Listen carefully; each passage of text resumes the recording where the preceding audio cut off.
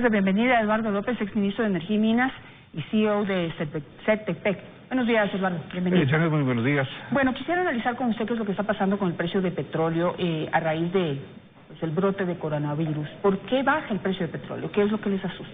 Bueno, ¿cuál es la relación entre este coronavirus y el precio del petróleo? Básicamente nace a raíz... descubrimos un virus en China. Este virus tiene puntualmente una zona donde aparece, que es Wuhan, 11 millones de habitantes, que es lo que alerta inmediatamente al gobierno chino a bloquear, a blindar esta ciudad, inicialmente con un afán de controlar. Esto impacta de la movilidad y obviamente va de la mano del impacto de la productividad. ¿Y por qué digo estas dos cosas? Porque al no permitir el ingreso de los habitantes y al ingreso de los productos, materias primas, en esta zona y luego expandiéndose, como el virus va expandiéndose en toda China, a toda China, tiene un impacto más o menos de 3 millones de barriles por día hasta la fecha 28 de febrero.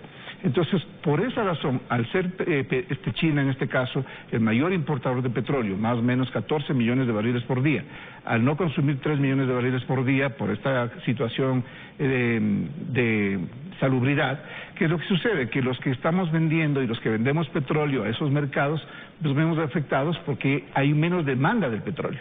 Y por otro lado, este pánico, el nerviosismo en los mercados financieros también afecta de manera significativa. Eso lleva de $61 a 44.75, el precio más bajo de la última década que hemos tenido, ¿no? Entonces, el impacto va relacionado en relación a la demanda, en relación al nerviosismo que existe en el mercado, que no saben qué tiempo va a tardar esto, cuánto va a impactar en la economía global, y si de alguna manera no se resuelve y la pandemia se convierte en una pandemia a nivel global, la cosa se pondría mucho más complicada, porque ya no sería solamente China, sino también otros países desarrollados que importan esta importante materia prima.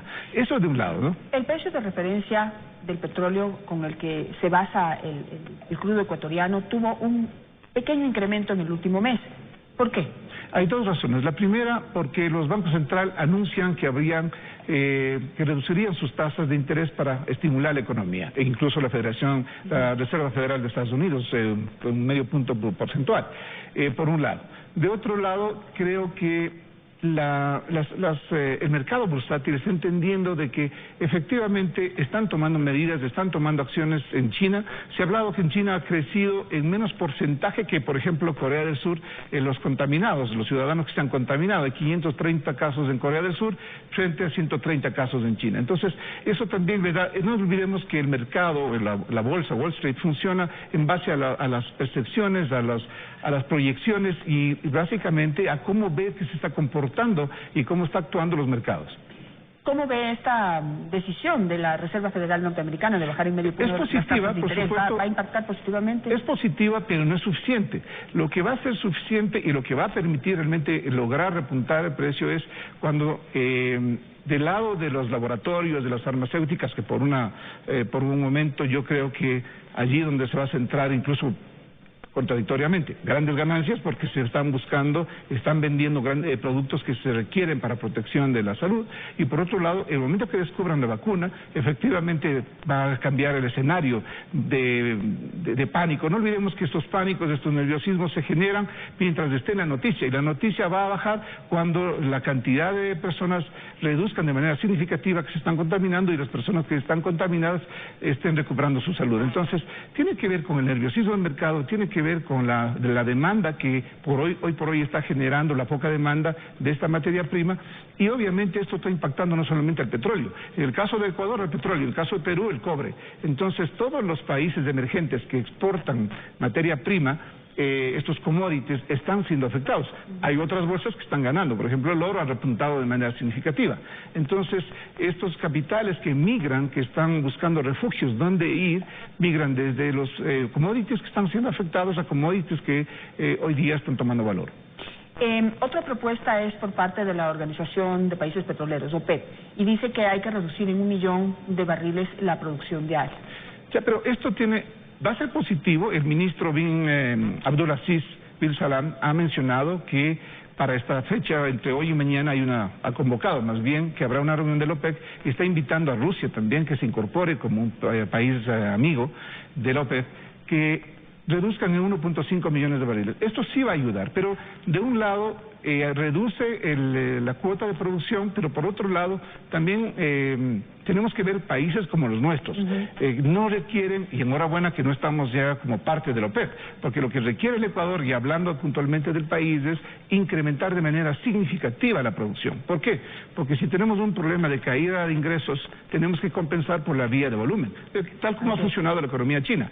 A mayor volumen, mayor ganancia, mayor ingresos. Aquí no podemos producir más petróleo, como por ejemplo lo logró Ecopetrol. Acaba de ser reconocido como un gran ejecutivo, de los mejores de Colombia, el presidente de Ecopetrol, porque no solamente que incrementó la producción petrolera colombiana, ahora producen mucho más que nosotros, a pesar de que nosotros se supone que tenemos más reservas, sino que logró que esa empresa sea extraordinariamente productiva, tiene una utilidad brutal.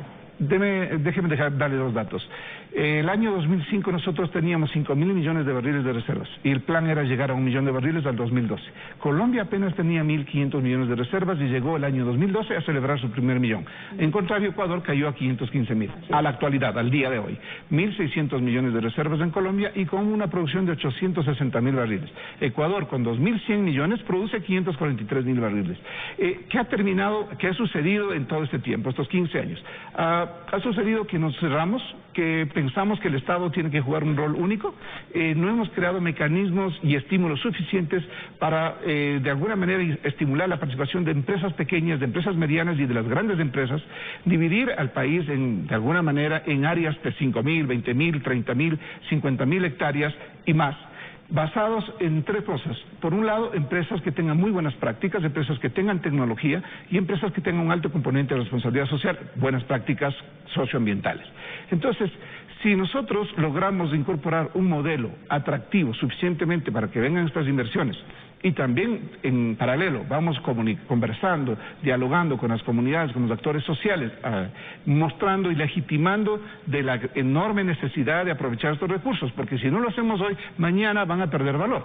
Año 2030, el barril de petróleo, si no compite con en este caso hablando nada más de movilidad de los vehículos livianos, en costos de generación y transporte para un vehículo eléctrico, con un vehículo generado con combustible, el barril de petróleo debería estar entre 10 y 20 dólares el barril. ¿Qué significa? Que nosotros tenemos ya a las puertas un precio mucho más bajo, porque 40% del petróleo se destina a la movilidad, a los vehículos livianos principalmente. Paralelamente a esto, nosotros tenemos que ver que ya el mundo está girando hacia una transición del petróleo por gas natural. Y este gas natural va a jugar un rol fundamental en la matriz energética en el corto plazo, 10 años a lo mucho. Y después de esto nosotros vemos paralelamente que ya se han hecho grandes inversiones y que está de alguna manera sustituyendo las energías renovables. Entonces, de energías renovables, un gran porcentaje de participación al año 2040-50, el gas natural como un actor fundamental y el petróleo como un componente para la petroquímica, que es lo que va a ser útil, y también para el transporte pesado. ¿Qué va a significar entonces en este corto, mediano y largo plazo? Que la crisis que está viviendo para el país le sea la oportunidad de sentarnos a ver estrictamente cómo vamos a cambiar esta matriz productiva basadas en este recurso natural y basada en las capacidades que tiene el país para generar y cambiar la nueva matriz que es necesaria. Ahora, esto de cambiar la matriz productiva la escuchamos durante 10 años, hicieron un montón de obras, teóricamente hoy deberíamos estar siendo más productivos porque la energía debería ser más barata, la energía eléctrica. Sin embargo, no lo logramos. Entonces, ¿qué es lo que hace falta?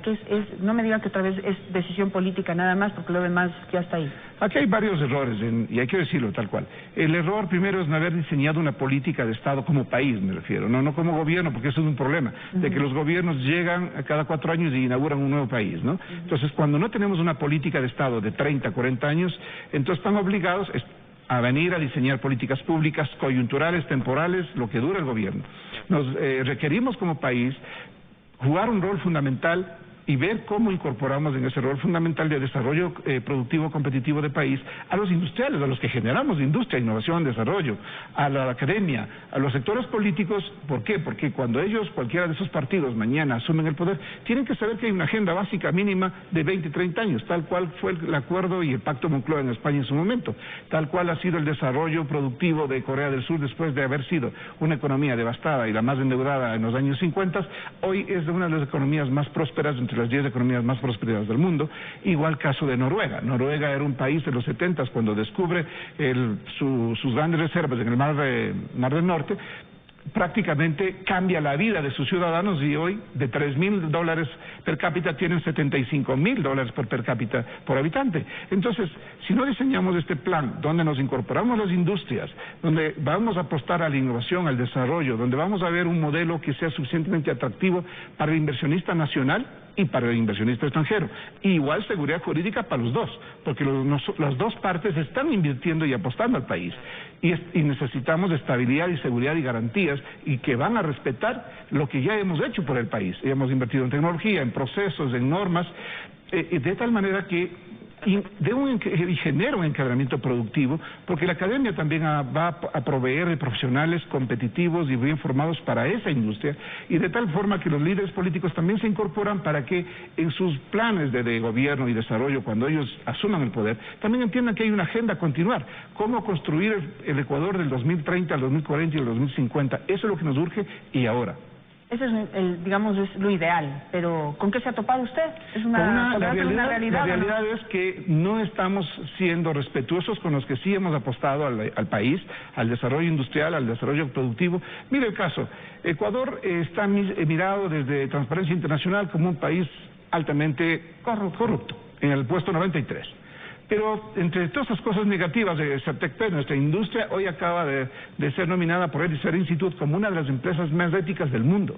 Dicha por una entidad internacional basada en 200 preguntas y encuestas en 5 de los factores claves que ellos hacen: gobernanza, transparencia, ética, tema de compliance y obviamente el tema de responsabilidad social. Entonces hay una evaluación externa que legitima lo que hace una industria. Es decir, hoy el Ecuador está en el radar de Edicer.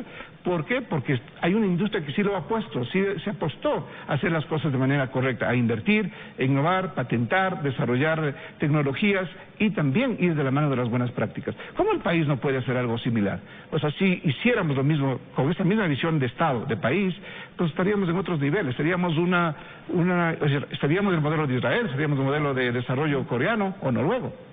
Eduardo, le felicito por esa nominación y simplemente rescatar de sus palabras que en el Ecuador la mayoría somos gente buena, gente honesta, gente que le apuesta a nuestro país. El problema que tenemos es que aquí los corruptos son pocos, pero le apuestan a volver al poder o a mantenerse, porque algunos siguen ahí desde hace algún tiempo. Gracias, Eduardo, Gracias, Janet, por estar esta mañana con nosotros.